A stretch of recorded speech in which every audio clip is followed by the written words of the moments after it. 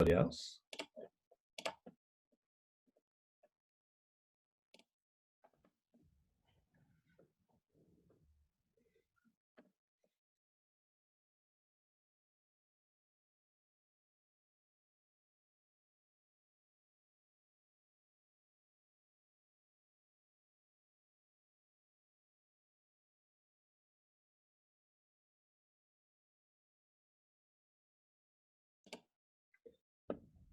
Good morning to all of those just joining. We're just going to wait a few moments to enable everyone to enter the room.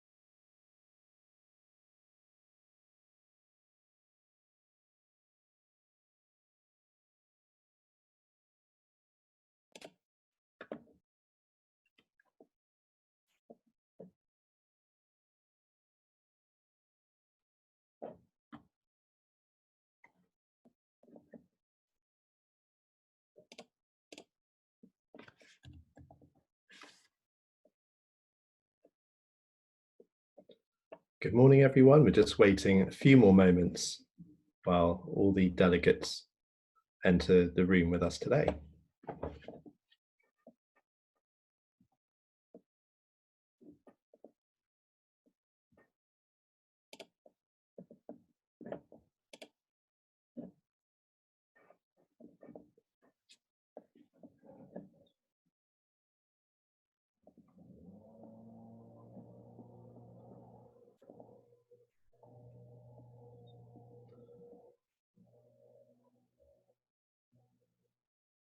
So we're going to start in about 1 minute's time.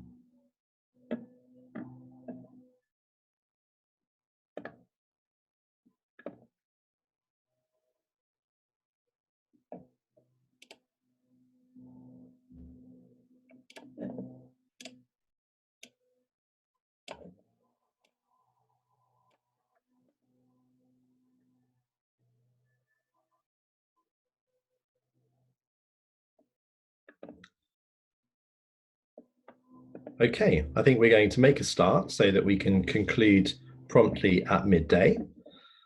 We have a number of people who may still join us, but we'll start this webinar now.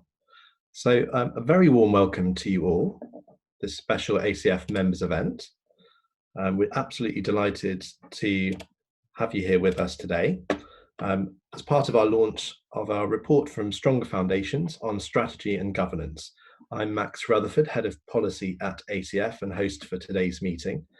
Fantastic to see so many ACF members have joined the event this morning. We're going to find out a bit more about you all in a moment with some polling, but I can tell you that we've had more than 80 ACF members register for today's event, which is a real expression of interest in this topic area, which we hope you'll agree is a very timely topic to be looking at this moment. We have about 50 so far who have joined the webinar. A few more may arrive. And the purpose of today's webinar is to provide an opportunity to hear more about the report, as well as perspectives on this theme from the Strategy and Governance Working Group Chair, Jo Wells, who is also the Director of the Blagrave Trust, and from Penny Wilson, who is the Chief Executive of the charity Getting On Board, who was an expert contributor to the working group. There will be plenty of time for questions and answers and discussion, and we'll be running some quick polls throughout, so please do look out for those and take part if you can. Just some very brief housekeeping instructions. We will finish promptly at midday so that you can go on to other engagements. I'm very grateful that you've given up your time to join us. We are recording this meeting because a number of members were interested to attend but weren't able to, and we'll make this available after today's session. This will be interactive. There are different ways you can participate. You can use a raise your hand feature next to your name in the panelists list, which will alert us that you want to make a contribution. And you can also post questions or raise any technical issues in the chat box. And my colleague Sally Boylan, our program manager for Stronger Foundations, will keep an eye on those. We'll try to get to as many questions as possible during the session. And if you have a question that we don't have an opportunity to address, we will try to do so after the event if you post that in the chat function. So we won't introduce everyone who's on the call today joining us as delegates. We've got more than 50 people with us so far, but we are going to just run a very short poll just to get a sense of who is in the room with us today. So I'm going to share that with you now. So this is, for most questions, multiple choice. So you'll see there are 4 questions in this first poll. And if you select your answers and then submit, I'll be able to give you a sense of who is here with us today.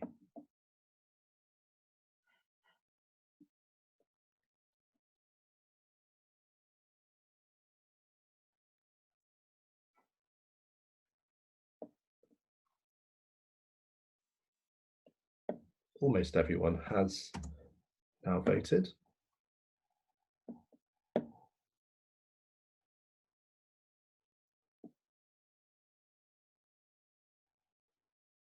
Just a couple more moments, and I'm now going to end the polling and share with you the results. So as you can see, some geographical spread, but mostly England focused. I know from the list that it's a very broad range of England-based foundations from right across England.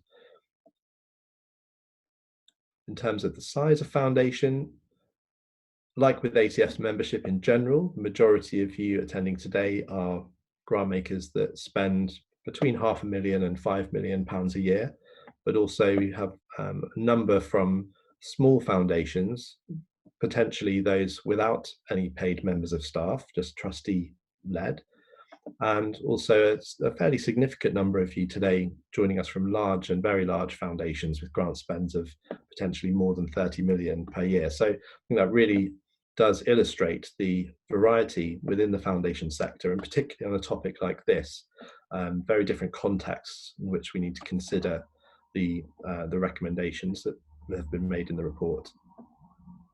About a third of you are family foundation, or a third also another kind of independent foundation. We also have lottery distributors, fundraising foundations, livery company, and also a number of corporate foundations. And lastly, about 3/4 of you are staff at foundations, and a quarter are trustees. So it's great to see a really good representation here today from foundation trustees, most of whom, looking at the delegate list, are chairs of trustees. But really good to have you with us. So I'm going to just end the sharing of that. So to begin with, I'm going to just describe to you in very brief terms what the Stronger Foundations Initiative is. And although about a third of you have been involved in Stronger Foundations, with around a quarter of you taking part in working groups, the majority of those joining us today on the call have not had previous involvement with Stronger Foundations. So I'd just like to take a few moments to tell you a little bit more about the Stronger Foundations Initiative.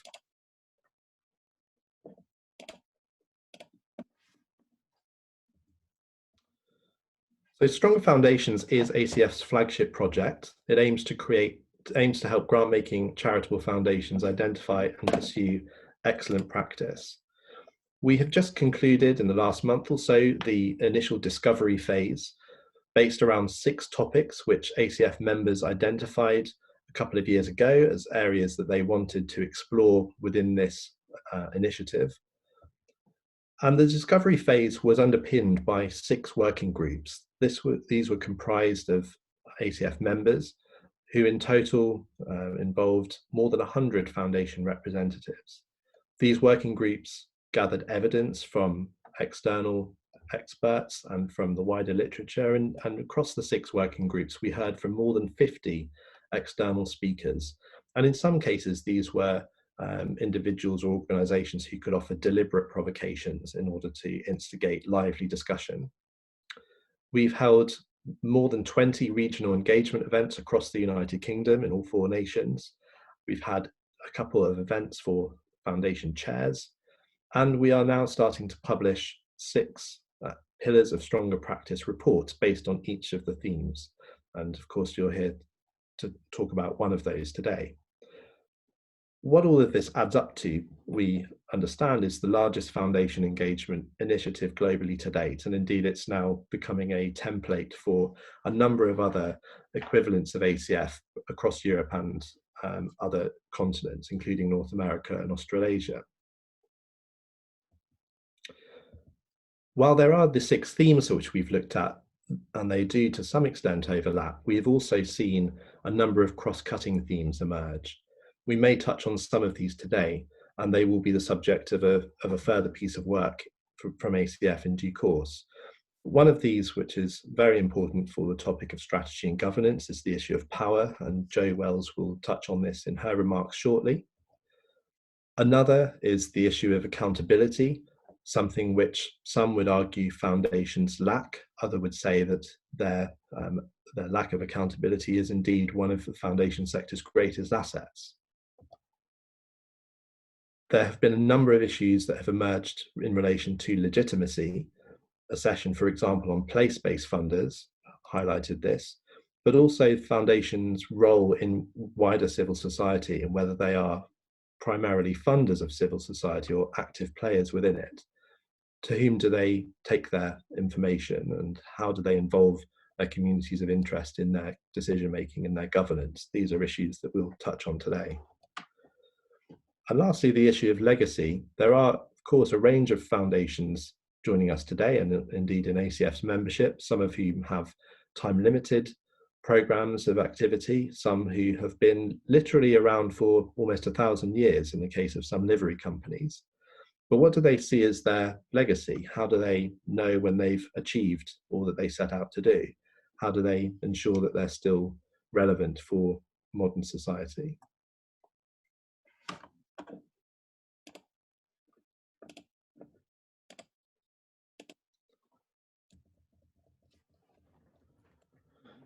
There is, we feel, starting to emerge something of a hierarchy of stronger foundation practice. This has come from all 6 of the working groups, with level 1 being where foundations' behaviours, activities and decision-making are intentional and explained. The second level being where all foundation resources are deployed in pursuit of a positive impact for social good. Everything from supply chains to the way in which the foundation recruits people, through to its processes and its decision-making. And then perhaps level 3 is where all of a foundation's resources and behaviours are overtly and directly aligned to its charitable mission. These are all, of course, issues for debate, but this is what's starting to emerge from across the 6 working groups.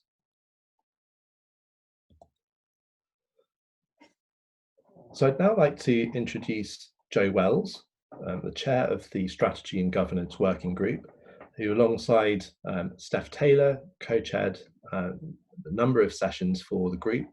As I said, she's also the director of the Blagrave Trust, and she and Steph Taylor did a fantastic job instigating lively discussion and really drawing out some very topical and timely points of focus for the group on what is a huge topic.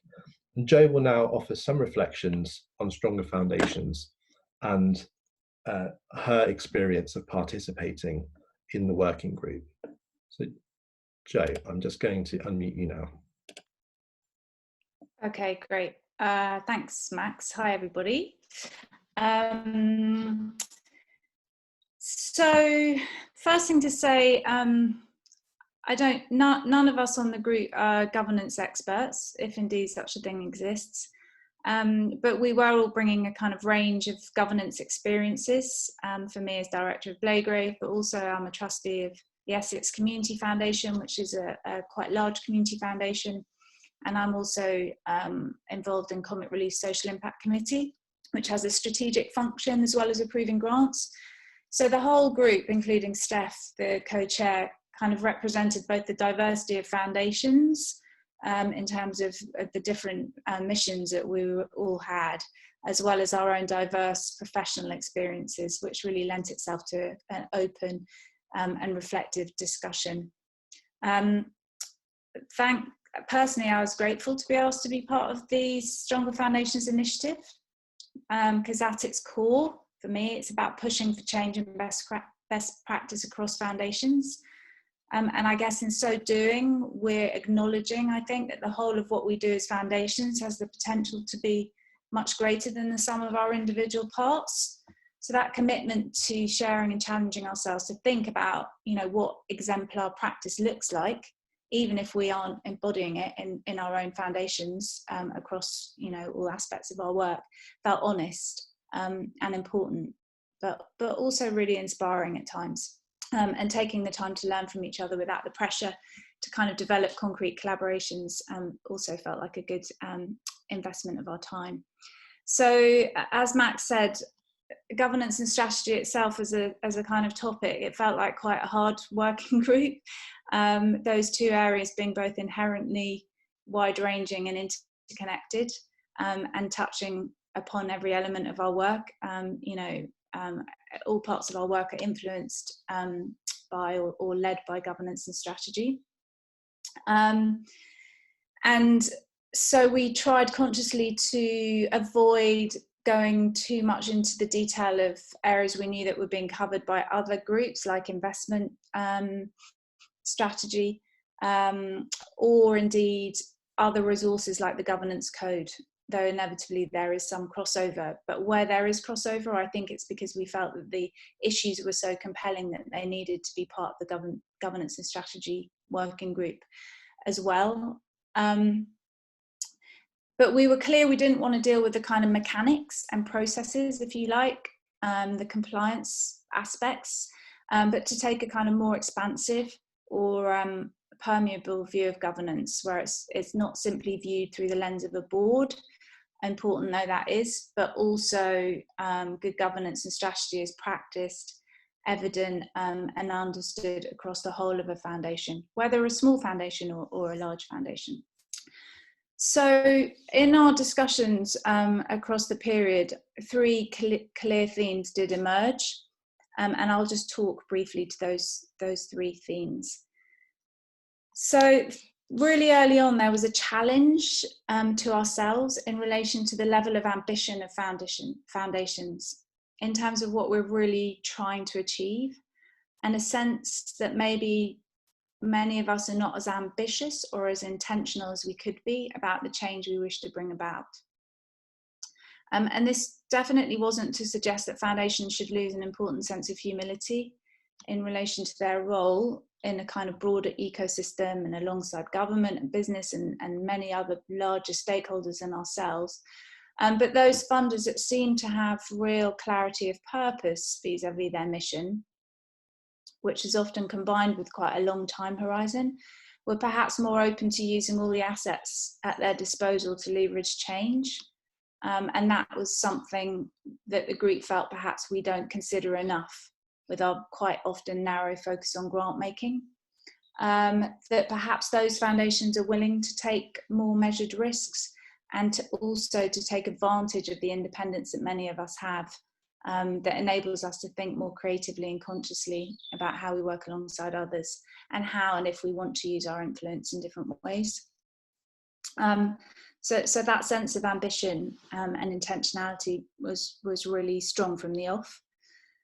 The second point, which is not surprising, but feels particularly relevant in the light of recent events in COVID-19, was the fact that it felt impossible to think about the strategy of a foundation without clear reference to an analysis of the wider context of our work, this kind of horizon scanning, if you will.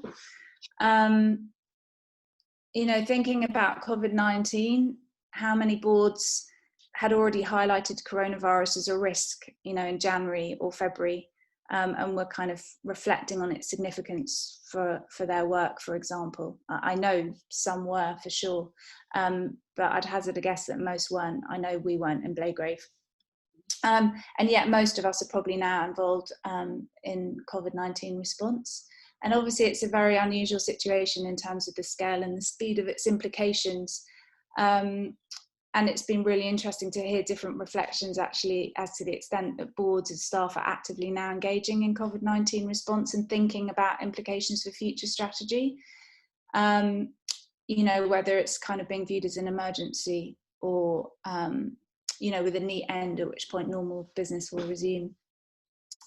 So COVID-19 is a specific case, but I think the wider point was that there was a strong sense from the group of the importance of boards finding the time and taking the space and staff to reflect on our relevance vis-a-vis the changing world around us, and not ignoring big issues like climate change or artificial intelligence or other things that often feel very much outside of scope, but actually really merit conscious attention. And we recognise it's hard to make the space for that. So that emphasis on looking outside at the world, not just inwardly at our own work, and a really strong feeling that came from that meaningful collaboration, which is something that many of us aspire to within the foundation sector but find really hard to do in practice, can be hindered by foundations sticking rigidly to strategy when others actually have great or maybe better ideas and the world is changing constantly around us. And then the third theme, which was linked to the kind of notion of looking outwards and horizon scanning, I suppose, but a bit more specific, was that of power. That you couldn't really look at any aspect of governance or strategy without thinking about where power lies, both within a foundation itself, but also in terms of its relationships with those it funds, and crucially with those that it seeks to serve, and with other stakeholders. So we were asking questions like, how do the answers to where power lie play out in strategic decision making? Who actually gets to inform decisions? And how are those with responsibility for governance and strategy actually listening to others to inform their perspectives?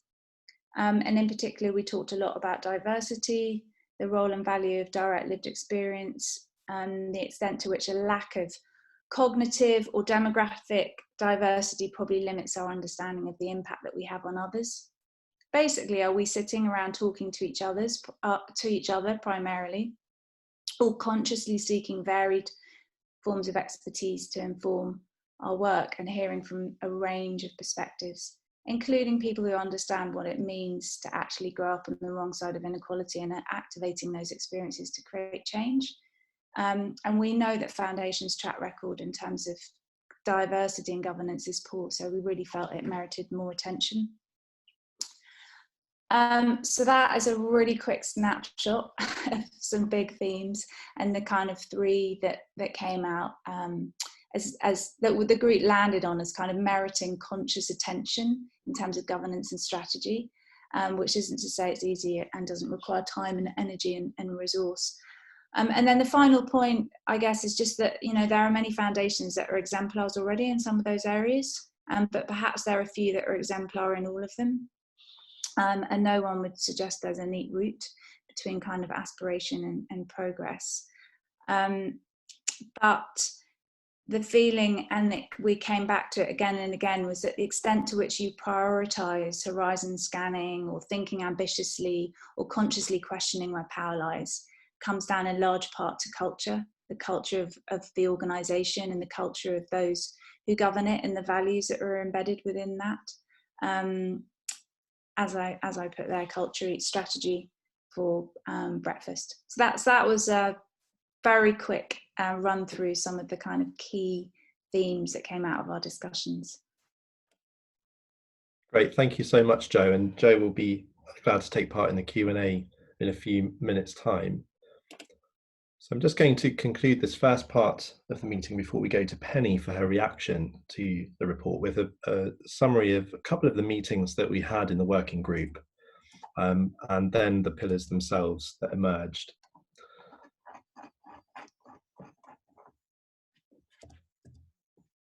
So in the second meeting, after we'd had an initial meeting to look at what strategy and governance meant to members of the working group, which I should say the working group had 15 foundation representatives involved in it, including a number of trustees and chairs of foundations. We invited the president of Foundation Centre, Brad Smith, from the United States, to talk to the group about the issue of stick or twist. He'd written a provocative piece just around that time about 5 family foundations in the United States who had collectively, about 35 years ago, started to pool resources into some centre-right think tanks, and particularly to start funding scholarships for young lawyers who they thought might ultimately share their centre-right ideology and become judges in the future.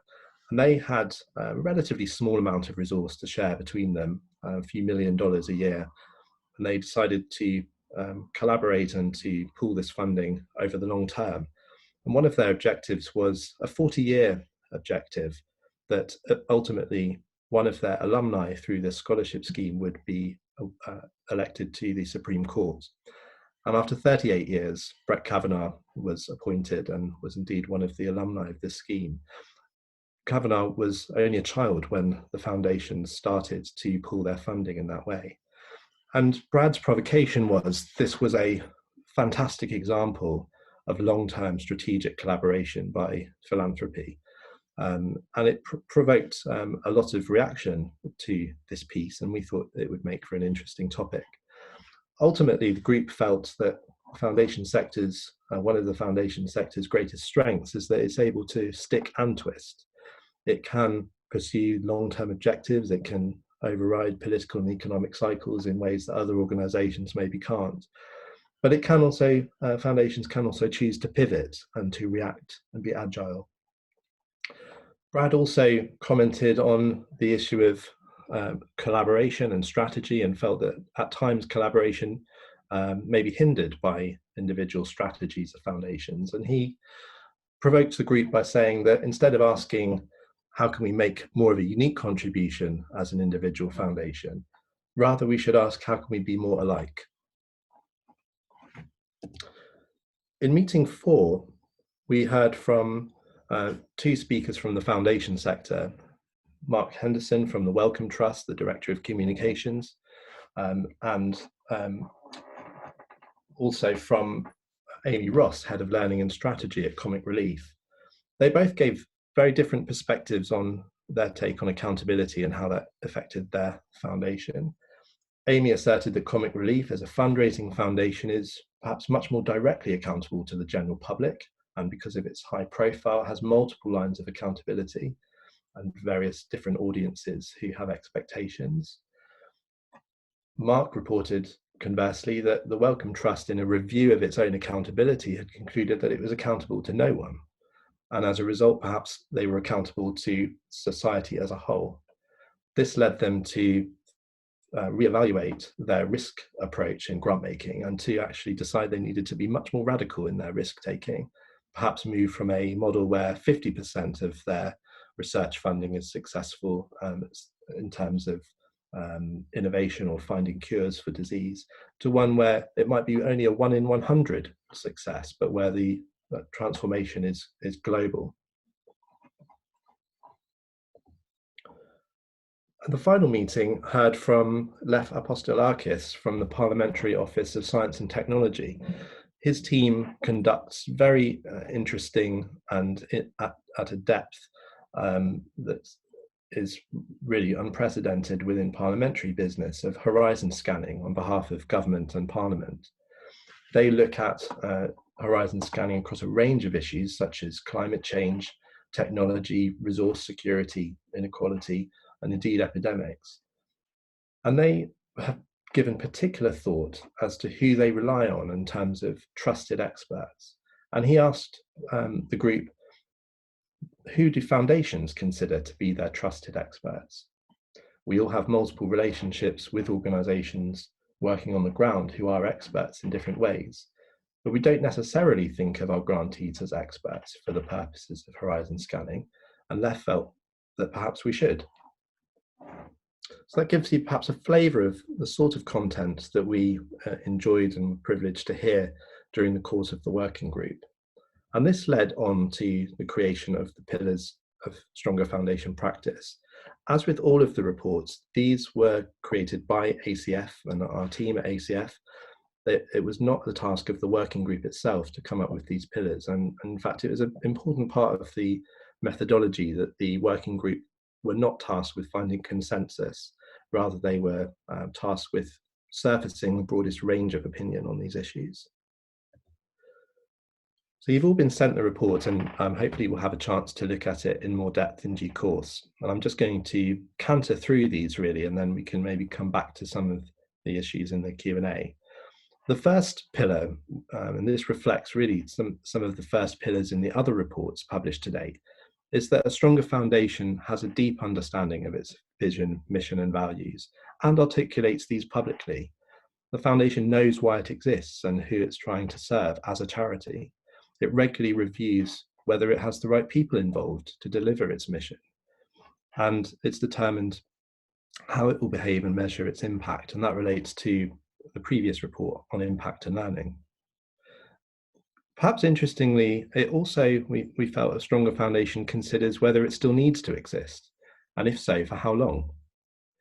The second pillar and the third pillar also speak to the first Stronger Foundations report, which was on diversity, equity, and inclusion, published last October. It considers its governance as a tool for delivering its mission and is continually trying to strengthen it, including around diversity. On pillar 3, it informs its strategy with diverse perspectives and a range of evidence, and produces review strategies that will implement diversity, equity, and inclusion practices. And much more detail on that can be found, as I say, in the DEI report published previously. Pillar 4 is a stronger foundation designs its strategy to make the most of all available resources. This relates also to the impact and learning report, which described the whole foundation toolbox. While grant making is of course fundamental to the behaviour of all foundations, there are a whole range of other assets and resources that foundations can deploy, whether that's their own voice, their convening power, the use of their endowments for charitable purposes, but also how it uses and deploys its power. It might build power in others, it might share some of its power in terms of decision making, but also we have seen really great examples of where foundations wield their power for influence and leverage. We also thought it was important, and Penny may want to comment on this specifically, and in fact this was based largely on the testimony that she gave to the working group, that foundations should consider, where they can, supporting good governance practices in others. So once they have their own house in order, they may want to actually deploy resources to support good governance in those they fund. The final 3, for me, this is one of the most important, number 5, that foundations recognise the importance and implications of time. Time is perhaps one of the foundation model's greatest assets. They can develop short, medium, and long-term time horizons. They can consider time in the context of trustees and staff, whether that's related to governance and institutional memory. And they can take account of the foundation's history and consider both the legacy it seeks as well as its potential endgame. We know of a number of foundations in the UK that have no intention of closing anytime soon, but regularly review whether they are still relevant and whether they still need to continue. We also know of other foundations which thought they might have a perpetuity model over a very long time period, but have taken the decision to act now and accelerate their spending to respond to a particular opportunity, or sometimes in response to a crisis. Number 6 is, as Joe touched on, aware of the external context and the foundation's role in the wider ecosystem, drawing on the evidence from the post unit in Parliament, thinking about the political, financial, and social contexts in which it operates, understanding where its blind spots may be, and helping to address those by being informed by a variety of experts, including people with lived experience of the issues which the foundation is interested in. The foundation also thinks collaboratively, doesn't necessarily collaborate on everything with others, but understands how it can add value rather than duplicate. And lastly, pillar 7, the foundation, where it's stronger, is accountable, open to feedback, and responsive to challenge. It encourages this and responds by adapting its strategy. It develops clear lines of accountability internally and externally, I think, particularly where these don't come naturally, for example, in contrast to fundraising foundations. And lastly, and this is the subject of the next Stronger Foundations report due out in early June, leans towards transparent practice wherever possible. So those are the pillars of stronger practice. What I'm going to do now is just briefly stop sharing the slides and launch the next poll.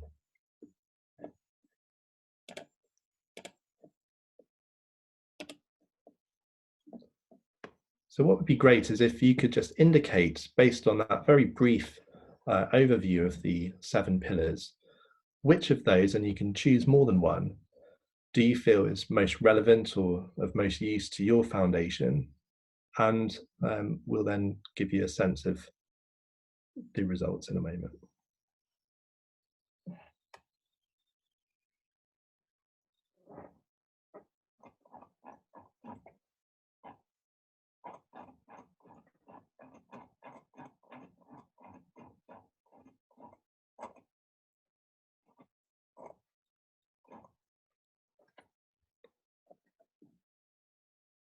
Nearly half of you have completed this poll now. I'll just bring that to a close.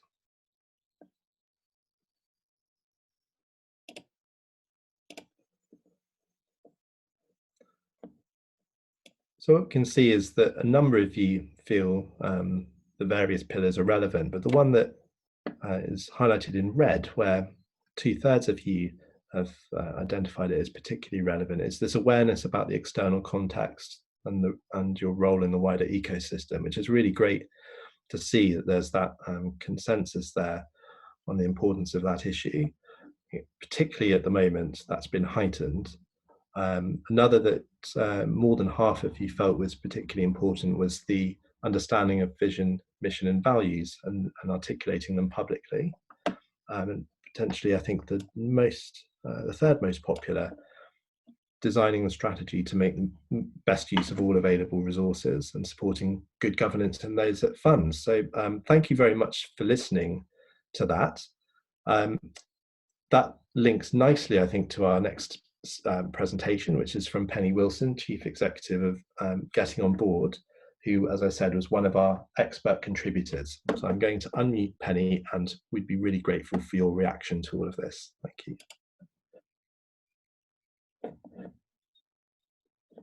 Okay, you're unmuted now. Okay, thank you.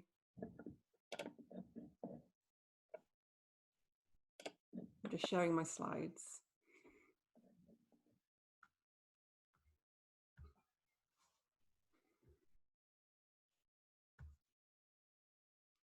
Hi, good morning, everybody. Thank you very much for having me. I've been asked to speak for about 10 minutes, and I guess I'd like to say start by saying what a brilliant report. I think the recommendations are really practical. They feel attainable. So yeah, great, really good publication. Bit of introduction about me. So I'm CEO of Getting on Board. We're a small specialist trustee recruitment charity. We support charities to recruit trustees effectively, and we also work on the other side of the coin. We work with individuals to inspire them and inform them about becoming trustees, and then support them to find a good match for them, a role for them. My background is that I've always worked either in or for charities. I've been CEO of 2 small charities. I was Director of Partnerships at the Brilliant Club. I was also Head of Community Affairs at the University of Cambridge.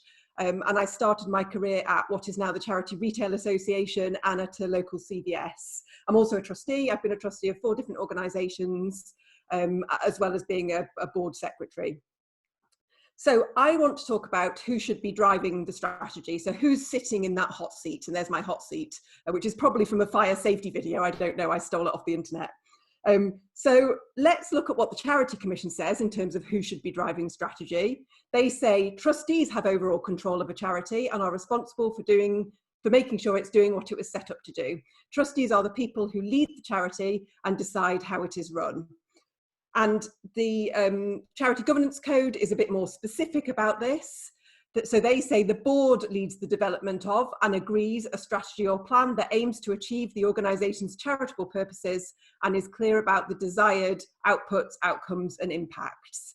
So it's pretty clear from this that trustees have a responsibility to lead on strategy. There's clearly a role for staff here as well, isn't there? If you have staff, it's highly likely that your staff are probably at very least advising on the strategy, probably writing the strategy, definitely researching the strategy or what goes into it. And I guess, you know, you're delegating responsibility to staff to deliver on the strategy as well. There's also ways to get input from others, and it's likely that when you're putting a strategy together, you would get input from others as well. So now that we know that it's definitely trustees who have the responsibility to be leading on strategy, let's just look at who are currently trustees. So who are currently sitting in that hot seat? So I'm going to show you some statistics. The first figures in each bullet are from the foundation sector specifically. That's from a report commissioned by the ACF. And the second set is for the charity sector as a whole. So trustees, 21% of trustees have a postgraduate qualification. So trustees are more highly educated than the rest of the population. Trustees are predominantly from professional backgrounds. So 63% of trustees in the foundation sector have a professional qualification. Trustees are predominantly older. So 97% of trustees are over 45 in the foundation sector and 68% are men. 99% of trustees in the foundation sector are white. And then the next bullet is around lived experience. And this statistic actually comes from Getting On Board's own research for the sector as a whole. And we asked charities whether their boards were reflective of the communities they served, and 59% said that their boards weren't reflective of the communities they served. And lastly, trustees are predominantly better off. So 74% of trustees in the foundation sector have household incomes above the national median. And, you know, of course, these are sector-wide statistics. So not every board looks like this or looks like this on particular characteristics. And there's also, you know, there's some very, very good practice in your sector. Blagrave Trust, to name just one, there's some very good intentional practice. But I would also say that this isn't a criticism. So, you know, this is the world, this is how it is now. It's not a criticism of current trustees or of current staff. However, we do really have a responsibility, I think, to do something about this. And of course, there's a moral argument here, but there's actually a really practical argument, because research shows that diverse boards are actually more effective boards. They're better for the organisations that they serve. So research says that, and this is completely common sense as well, but this has been backed up with research, that a more diverse board will analyse more options. And I guess there's common sense there, isn't there? Because if you've got, say, a problem or an opportunity, and you've got 10 people around the table who are all actually from quite similar backgrounds, they're likely to give quite similar solutions. Whereas if you've got people who are coming from very different professional, personal backgrounds, they're probably going to throw in more ideas. Diverse boards also analyse the evidence more closely, and I think this is a really interesting one. And the researchers think that's because if you subconsciously assume consensus, so you assume that the people around the table are likely to agree with you, you don't really worry too much about going into the detail of the information you've been presented with. Whereas actually, if you think, oh, Bob's bound to disagree with this, I better make sure I've got my facts straight, you analyse the information more closely. And in doing that, you might actually change your opinion. And lastly, in the commercial world, diverse boards make more money. They're more commercially successful. And we could talk all afternoon about, you know, how that kind of translates into our sector. And why does this matter to our sector? So this statistic is from Getting on Board's research. 14% of charities only told us that they felt well equipped to meet their compliance, strategic and development needs given who was on their board. And 75% of charities tell us that they really struggle to find the trustees that they need. And this is primarily down to this. Over 90% of charities told us that they recruited most of their trustees through word of mouth and existing networks. And there's a stat for that from the ACF report for the foundation sector. 63% of trustees said that they become a trustee because they were asked informally, and only 4% responded to an advert. And much of the difference is about nominated positions. And it kind of stands to reason in my mind that if you recruit trustees through your existing network, you tend to recruit people who are very similar to you. So you'll tend to get clumps of professional expertise, of different kind of social background, demographic characteristics. And that can lead, and it doesn't lead in every case, but it can lead to monodimensional boards who've got clusters of expertise, clusters of knowledge, clusters of demographics and protected characteristics, leaving them with gaps in other areas. And essentially a lack of diversity in the very broadest sense of the word. If you want to know more about recruiting trustees openly, please read our free guide. I'm not going to talk about it today, but please read our free guide, which is sitting on our website. And I would just say that very often charities say to us, oh, well, nobody wants to be a trustee, or, you know, young people don't have time, etc., etc. And we have found that this isn't the case, that, you know, of course, some of those barriers exist for people of kind of all ages and all characteristics, but actually the main barrier is that people simply don't know about trusteeship. And that is partly down to the fact that we're not advertising, so it's not kind of out there in the public domain. So I want to end on who should be trustees. We've established that it's trustees that have the responsibility to set and drive strategy. They're the people in the hot seats. We've established who is currently in those hot seats. So who should actually be in the hot seats? So on your particular board, you'll be wanting relevant experience, including lived experience. If that definition works for you, it doesn't actually work for every cause area. For example, if you're looking at climate change, what does lived experience mean? You'll want the right skills, knowledge, potentially networks that are going to enable your foundation to deliver on its mission to the best of its ability. You're also going to want company, family, member representatives, depending on your structure, and you're going to want your board to be reflective of wider society. These three bullets are absolutely not mutually exclusive. So it's, you know, a family representative, for example, could be a real expert in the field. They could have had lived experience of whatever you're trying to deal with, and so on.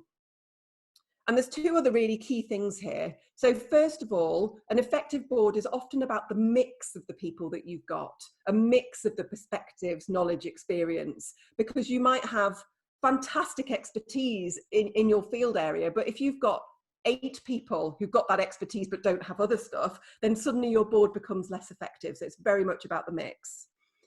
And the other thing to say is that, of course, this depends on your particular organisation. It depends on what your opportunities are, what your strategy is, what your challenges are. It depends on who you've already got, both on the board and beyond. So on your staff and volunteer and advisor team. It depends on the expertise you're drawing down on in other ways.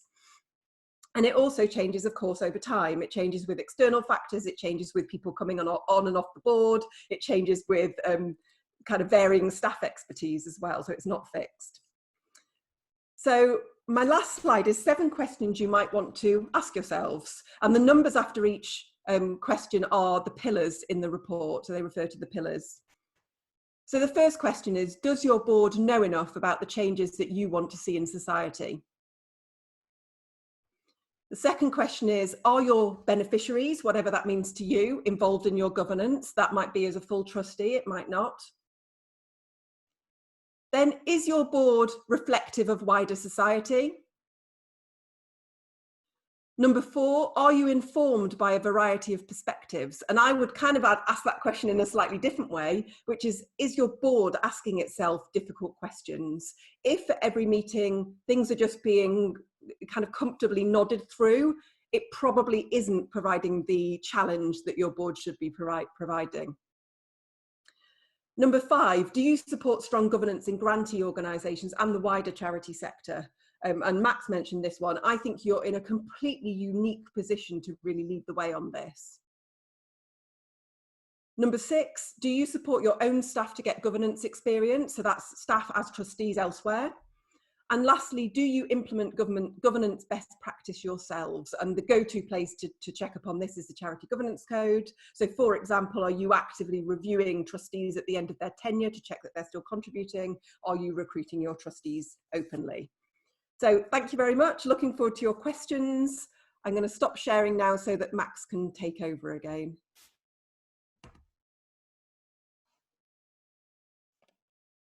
Great, thank you very much indeed, Penny. That was really excellent. So if people want to ask any questions, please place them in the chat box, or you can hopefully see a raise your hand function near your name. We do have a couple of questions already that have come in, so I'm just going to unmute those participants and enable them to ask their questions. So just give me one moment, I will just do that now.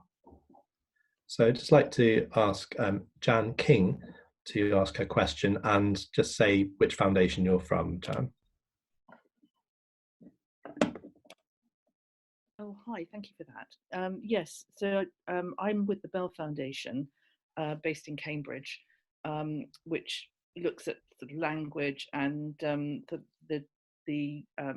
how inequality impacts on language, but particularly works with migrants to the UK, where they may be disadvantaged by language. But anyway, my question is really about the range of ways that experts by experience can influence strategy and governance. I mean, it's something we've grappled with, but actually find it quite hard, particularly where language is a barrier to getting different views. So just any reflections on that? Great, thanks, Jan. I'm just going to also ask Nick Addington to pose his question, and then we'll take the two together. Thanks, Max. Yeah, my question's not dissimilar. It's about bringing in diverse perspectives into foundations where that may be a challenge. So thinking particularly about family foundations, particularly perhaps newer ones, where the people involved are kind of developing their sense of it being a safe space to work together and make decisions and learn about philanthropy. They may find it harder to bring in external trustees in a kind of formal governance role. There may be some barriers or resistance to that. So just really any thoughts on how to bring diversity of experience, lived experience, to bear on the decision-making and strategy of foundations where there perhaps is a kind of closed governance group because of a family connection, for example. Just wondering whether there's any examples of good practice or things that were talked about within the working group. Thanks, Nick. And you're director of William Grant Foundation. I'm sorry, I didn't mention that. No, yes, Grant Foundation, which is a family business foundation in Scotland. Thank you. I'll unmute the panel now. I think it's really interesting because it feels like there's so much resistance and caution around this issue. So many people in the sector feel they recognise the value and the importance of diversifying the voices informing their decision making, but feel stuck about how to do it. And I mean, speaking really from our experience in Blagrave, we started out really bringing young people, in our case, to just come and talk to the board as kind of, you know, to input into a board meeting as a specific session. And that in itself just started to free up thinking around the value of hearing directly, not through written reports, through staff, through others saying this is what young people think, but actually hearing directly from young people.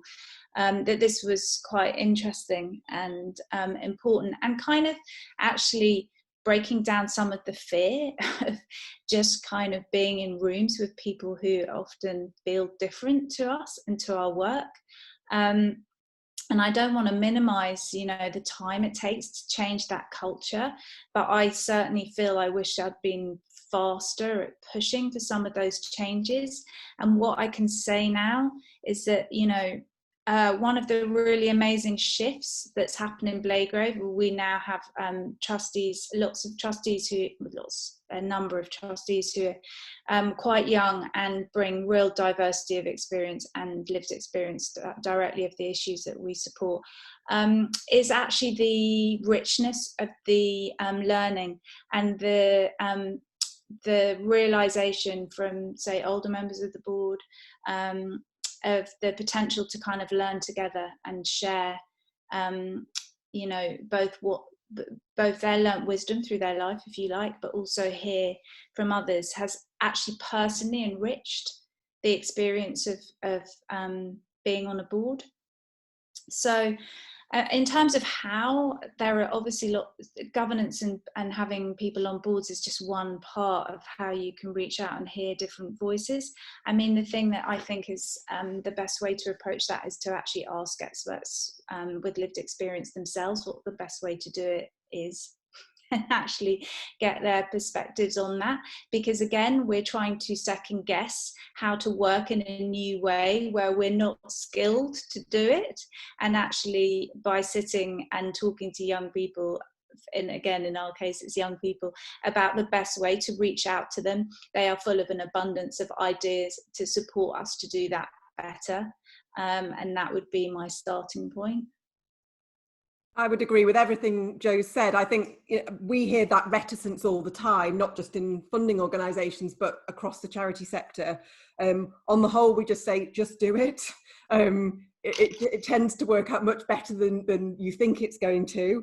And on the whole, my personal belief is that we should be making people full trustees. There are, of course, other ways of getting people's opinions and input, and we should be doing those as well. But actually, sometimes it feels like a bit of a cop-out to say, right, well, we'll have these people with lived experience on, for example, a focus group or an advisory committee. Well, why wouldn't we have them just on our full boards? Is their expertise somehow less than ours?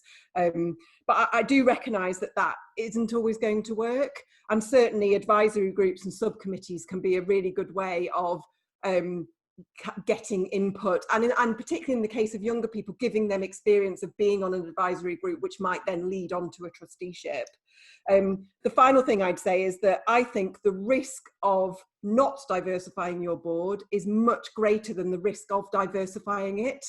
If you're recruiting trustees openly, there's lots of checks and balances as to whether these are the right people for the board, whether they've got whether they've got the right expertise, whether that's lived or otherwise. Do they have the time? Do they have the passion? Do they have the inclination? When you're asking people to join because you know them, that feels comfortable. It feels like that's a less risky way of doing it, but actually it's far more risky because you're not checking that they've got the time, the inclination, that et cetera, et cetera. So I feel like there's actually much more risk in not diversifying your board. And at the end of the day, this is about doing the best by your organisation and delivering your strategy to the best of your abilities. And a more diverse board in all senses of the word is going to help you do that. Great, thank you very much. We've got time for a couple more questions, so I'm just going to bring in first Dinah Cox and then Duncan Shrubsole. So Dinah, you should now be able to speak. Can you hear me? It's saying I'm muted by host. Yes, we can. Thank you. Yeah, Dinah Cox, Chair of Wembley National Stadium Trust. I just wanted to back what Penny and Jo were saying, really. I was first invited to sit on my Tenants Association board on Loughborough Estate in Brixton when I was 24, and I was terrified. So I think part of it is about building confidence for those who you wish to join your board. So I love those ideas of having other ways in than just directly sitting on the board. But the one thing I was going to suggest is sometimes having at least two people. Because if you've already got accountants, lawyers on your board who come from a similar background, the individual, if you choose an individual young person or person from the local community to come on your board, may feel isolated. So it's things like that that I think are worth considering. And when I was at Race on the Agenda, we had funding to produce a report on young people and knife crime. I handed over, which was terrifying, the money to the young people. They produced a bloody brilliant report and then went on to set up their own conference. So sometimes this power exchange and letting go can produce results one would never have dreamt about. Thank you. Thank you very much, Steiner. I'm just going to bring in Duncan Shrubsole to pose his comment, and then we'll have a final word from Penny and Joe. Hi, can you hear? Yes. Cool. Thank you, Duncan Shrubsole from Lloyds Bank Foundation for England and Wales.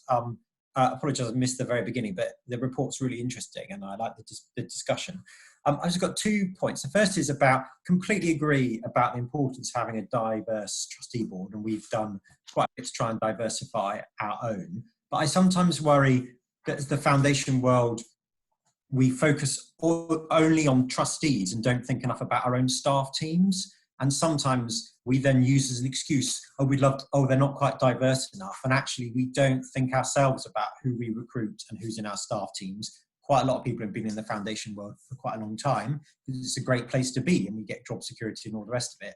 And also that we don't challenge enough our staff teams. Actually, you can have our trustee board, so you can have a very undiverse board that's up for challenge and a very diverse board that isn't up for challenge. And I think we have more of a responsibility ourselves to think about who and how we're funding and who we're reaching out to is the first one. And there will always be some constraints around boards, but if we don't speak truth to our own power, which is our boards, how can we expect grantees and others to be more bold? So that's the sort of challenge about staff as well as trustees.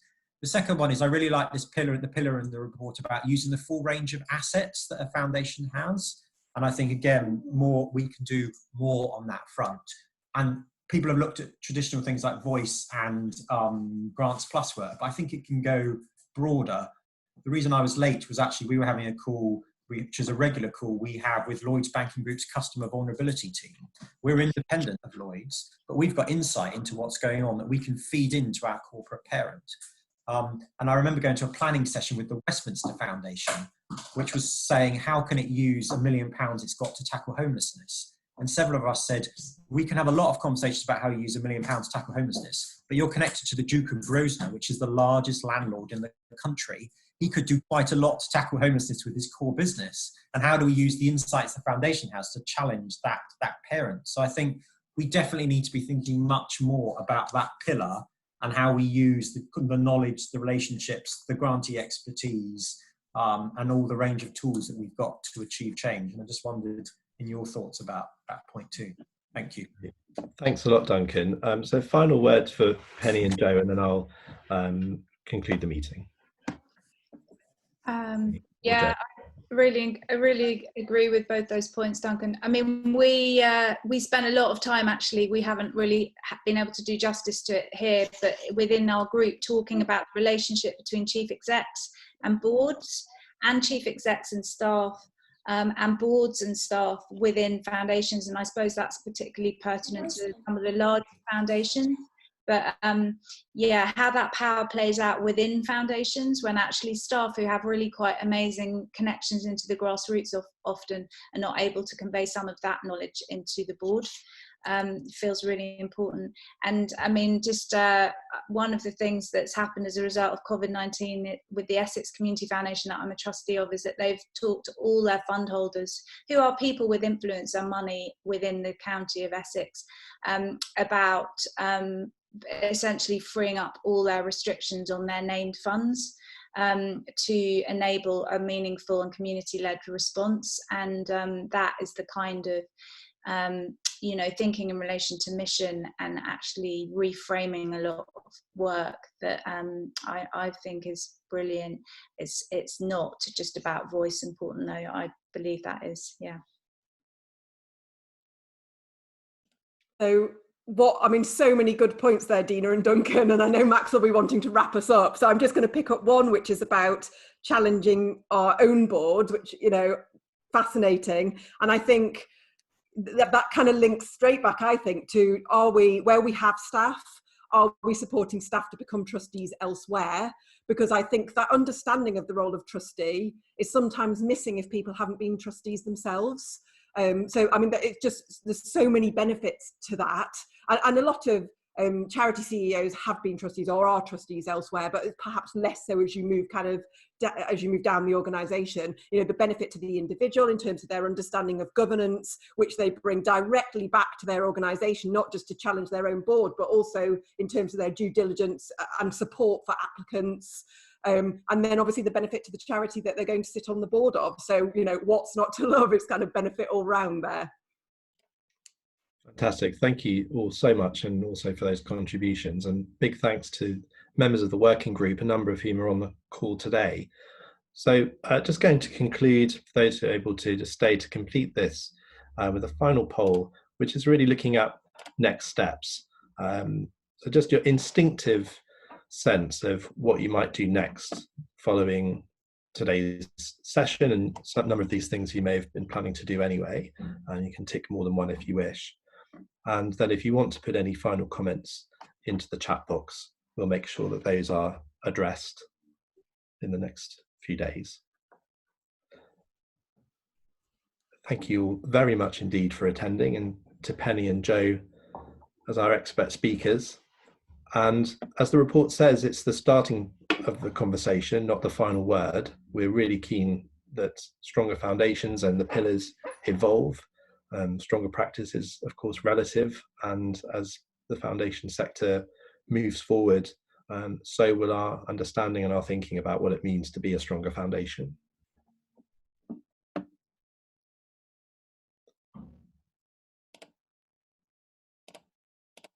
To share some of those results.